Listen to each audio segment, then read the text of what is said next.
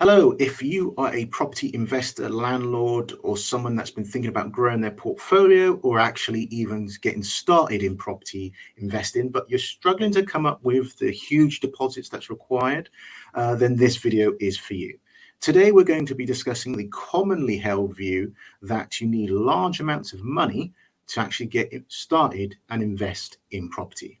But before I would like to continue, I just want to start and officially welcome you to Successful Property Investment Secrets Show. It's the #1 resource for helping you go further, faster in your property investing journey.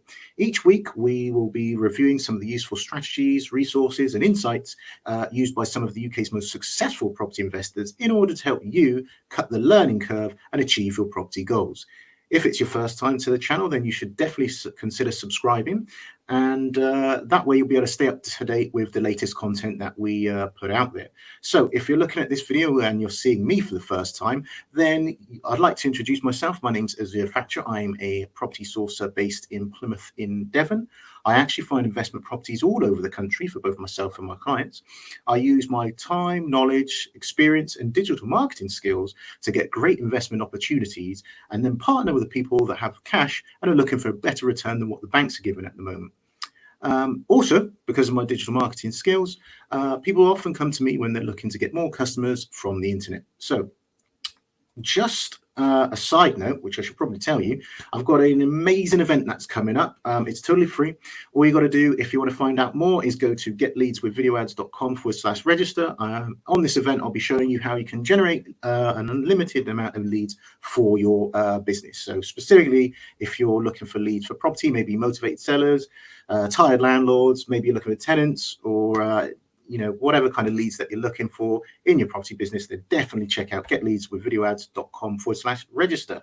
So the first thing I'd like to bust, the first myth that I'd like to bust with regards to you need large amounts of money to get involved in property, because typically what most people are thinking is, if I go to the bank to try and get a mortgage, they're going to ask, and if I tell them that it's for buy-to-let purposes, they're going to ask me for around about 25%. So if you imagine you're looking at a larger HMO, or depending on where you are in the country, a large HMO, so like a shared house or a student house or something like that, you're going to be looking at in the region of, say, over £200,000. But to keep the numbers simple, let's say £200,000.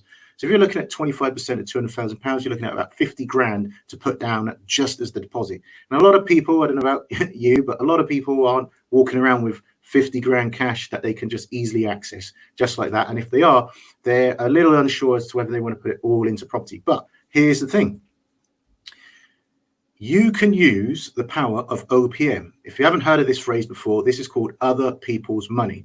This is where you, again, similar to like the bank, where the bank is actually your business partner in some regards. They say, I will lend you some money to go and buy this so you can go invest in this vehicle to get this asset, but just make sure that you pay me back X amount every single month for 25 years, or whatever it is. So you're partnering with the banks. You're leveraging the bank's lending facilities right there. You can do the same on the deposit. There are people that are out there that are struck by what's happening at the moment, and they've got some money, and they do have some money that's been sat in the bank. They've been saving it for ages, or whatever the case may be. They do have access to that. Maybe it's in equity that's in their property, and it's just sat there.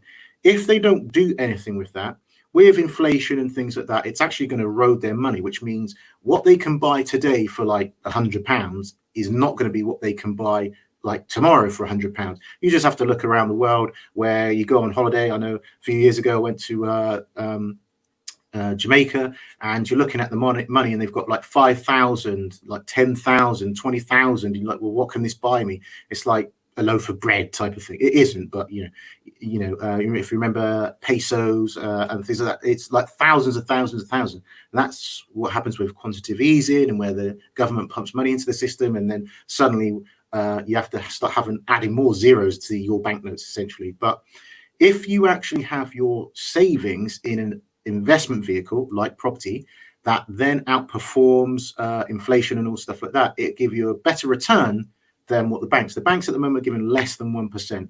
If you have put your money into an investment vehicle like a property investment, and after 6 months or a year, you get your money back plus, say you put 50 grand in and you come out with your original 50 grand plus an additional 5 grand, so a 10% return, I think that is. That is far better than if you'd left it in the bank. And that's the point. There are people out there that understand that concept, and certainly can explain it far better than I just have, but they can understand that concept, right? And they are looking, but they don't have the time to go out there and start looking at all these different properties, because finding the right deal that will enable you to do all that and make those kind of returns does take time. It is a skill and it requires a lot of energy. But if you're prepared to put the effort in and the time in and actually learn, then you can actually achieve that. So you can find the people that have the cash. We call them armchair investors, people that want to lend money and don't really want to get involved, and they will lend money to you. You go out and find the deal, you do all the work, you do all the running around, and then at the end of whatever the fixed term is, they get the money back plus whatever the return is that you've agreed. So that's a fantastic way to kind of get into it. But this leads on to point 2, which is having the knowledge. So it's all very well be saying, yes, there's people out there that will lend you money, but you could find that person. You could go to a networking event, a BNI event or PIN meeting, or one of those property or network entrepreneurs and networking meetings, whatever. Even approaching friends and family, you can ask them to lend the money, but they're all going to ask you, okay, well, what are you going to do with it? And what experience do you have? And, how do I know that you're going to be able to do this? So if you can show that you can demonstrate that you actually have the knowledge and that you know what you're doing, and you can articulate that to them, then they're going to be much more likely to be able to lend you the money. But you have to have the knowledge to at least be able to spot the opportunity. So many times I spend times in different forums and see things online, and I see other sources out there, and they're advertising on these different portals. They've got this property, and you look, and sometimes that property's been sat there for weeks or months or a long period of time. And then you speak to them and you get into the nuts and bolts of it, and it's actually a pretty good deal. And you wonder, so why is it there? And they don't necessarily have the time themselves, or maybe the knowledge or the skill to actually go out there and do the proper marketing of that opportunity for an investor that's willing to go and take it. And because there's so many people talking at the moment online, sometimes you're looking at what is a good deal online and it's advertised well, but people are so skeptical that they can't get past that barrier. So if you're able to be the connector and get the investor past that barrier and find the actual deal, then there's a way you can charge a fee, make some money in there, and before long you've saved up enough money that you can then use that money to then go and get the original investment property that you wanted. So for example, if you're finding lots of deals and you're charging like a 3 grand fee, 5, 10 grand fee, whatever, for finding these deals for other investors, it doesn't take too many for you to then have enough to use as a deposit to go and get your own property. So this is why being able to spot the opportunity, have the knowledge of what you can do with that property, this is why it's so important. You can then take that and speak to the people that have the cash, so using the OPM principle to actually then create a win-win scenario. And the last thing that I want to touch on is really about tenacity. So just before I get into that, I just want to say, if you're enjoying the content that I'm putting out here today, like the lovely Geraldine is today, then please do let me know, give me a thumbs up or in the comments. And if I'm telling you something for the first time, then please give me a wow emoji there. And if you know anyone that would find this information useful, then please do let them know about this video.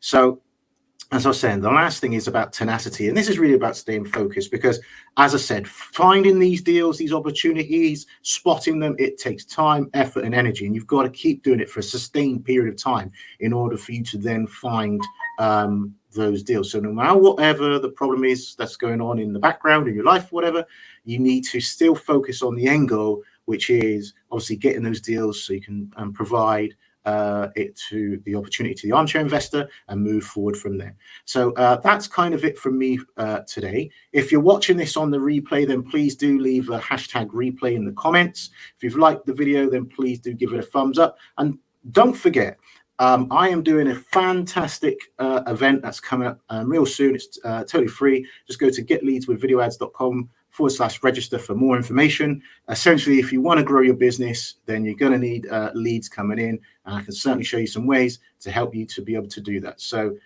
thank you very much, Geraldine. I'm glad you enjoyed the show today, and thanks everybody else for watching. I'll see you